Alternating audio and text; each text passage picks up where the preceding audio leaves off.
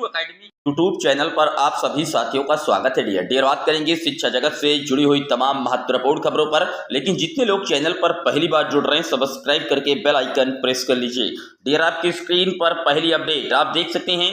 बादले pattern में हुई परीक्षा में 50.93% ने छोड़ा मैदान। जिले में बनाए गए थे कुल 51 केंद्र। ये खबर प्रयागराज से प्रकाशित है। आप जानते हैं कि कल उत्तर प्रदेश के 75 जिलों में पीसीएस प्री का जो एग्जाम है वो कंडक्ट करवाया गया और यहाँ पर पहले ही अभ्यर्थियों ने 50% जो अभ्यर्थी हैं उन्होंने मैदान छोड़ दिया। 45 मिनट पहले जरूरी थी केंद्र पर उपस्थिति और कहीं ना कहीं सीसीटीवी सर्विलांस बायोमेट्रिक सिस्टम्स के जरिए नकल को रोकने की कोशिश की गई थी। यहाँ पर अभ्यर्थियों से जब जानकारी ली गई तो उन्होंने बताया कि पीसीएस प्री में करंट अफेयर और जीएस का जो कोर्स था, जो पार्ट था, ये काफी टफ है। लखनऊ में प्रथम पाली में 13,410, दूसरी पाली में 13,208 अभ्यर्थी उपस्थित रहे। 64 परीक्षा केंद्रों में प्रत्येक पर सेक्टर मजिस्ट्रेट तैनात थे। 50% से ज्यादा परीक्षा यहां पर भी छोड़ी गई, लखनऊ में भी। और अभ्यर्थी कहीं ना कहीं आप जानते हैं कि करंट अफेयर और जीएस के जो कहीं ना कहीं पार्ट था उस पर निश्चित तौर पर बताया कि जो पेपर था वो काफी टफ था। इसी तरीके से कौशाम्बी से प्रकाशित खबर है मंझनपुर से।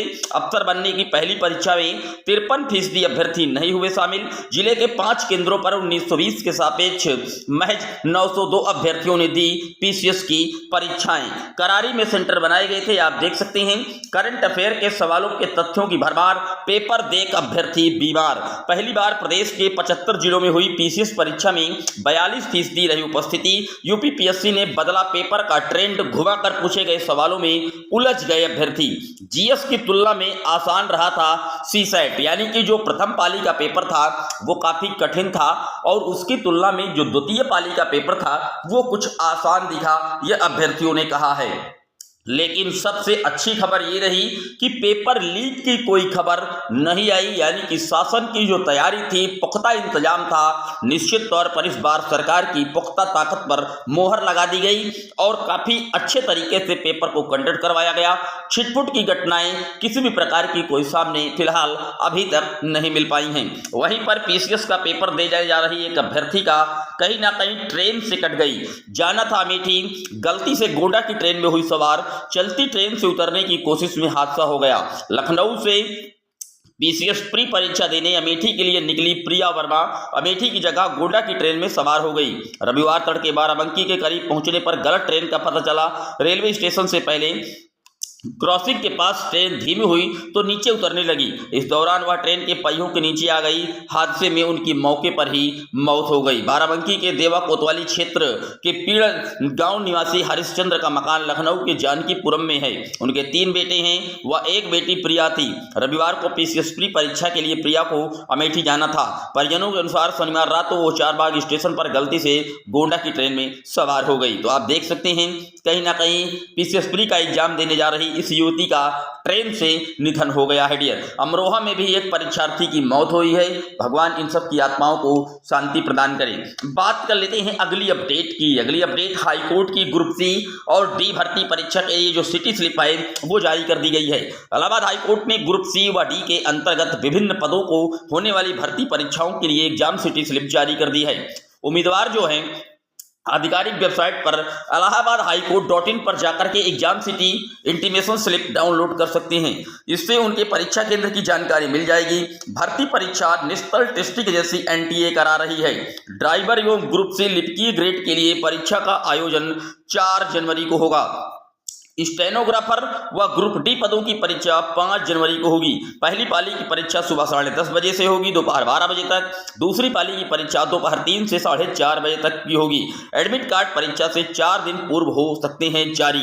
तो आप देख सकते हैं इलाहाबाद हाईकोर्ट में ग्रुप सी व डी की जो भर्ती परीक्षाएं होने जा रही हैं उनके लिए अब जो एग्जाम स्लिप है सिटी स्लिप जारी कर दी गई है और कहीं ना कहीं 4 और 5 जनवरी को यहाँ पर जो इसका पेपर है वो होने जा रहा है। डियर बात कर लेते हैं अगली अपडेट की। अगली अपडेट उत्तर प्रदेश के पूर्व मुखिया रहे माननीय श्री अखिलेश यादव जी ने साफ तौर पर कहा है कि भाजपा सरकार तानाशाही पर उतर आई है। लगातार युवाओं के लिए मांग करते आ रहे हैं पूर्व मुख्यमंत्री आदरणीय श्री अखिलेश यादव जी। इन्होंने शिक्षक भर्ती के नाम पर भी सरकार को कई बार घेरा है और इनके जो विधायक हैं इन्हीं के पार्टी से वर्तमान समय में भी, चाहे अनिल प्रधान जी की बात की जाए, चाहे पंकज पटेल जी की बात की जाए, चाहे मोहनलाल यादव जी की बात की जाए, लगातार इन्होंने कहीं ना कहीं विपक्ष में बैठ करके बखूबी जो है युवाओं के मुद्दे को उठाया है।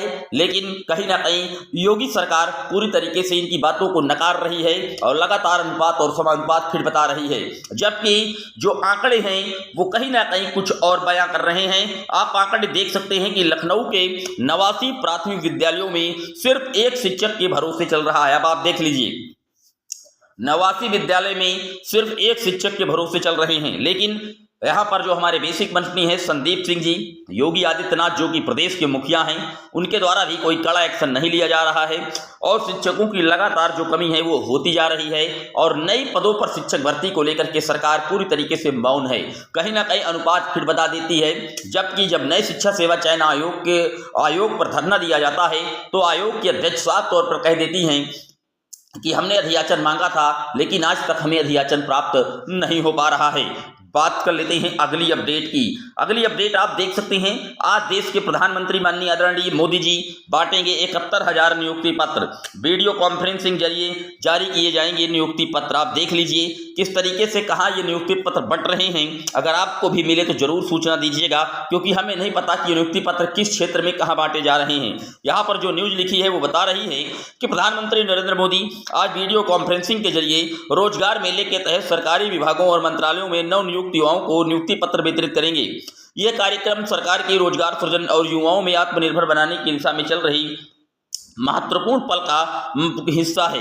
इस और विभागों में की जाएगी। प्रधानमंत्री कार्यालय ने जानकारी दी है कि इस पहल का उद्देश्य युवाओं को राष्ट्र निर्माण में सक्रिय भागीदारी का अवसर प्रदान करना है।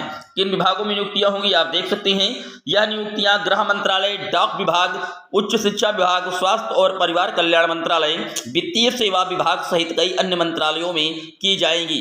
तो अब ये अगर आपको भी नियुक्ति पत्र मिल रहा है तो जरूर कमेंट कीजिएगा। इसका विज्ञापन कब कैसे आया, मुझे इसकी कोई जानकारी नहीं है। आपको कोई जानकारी हो तो जरूर कमेंट बॉक्स में मेंशन कर दीजिएगा। डियर, ये था शिक्षा जगत से जुड़ा हुआ दैनिक वीडियो। कैसा लगा कमेंट जरूर करिएगा।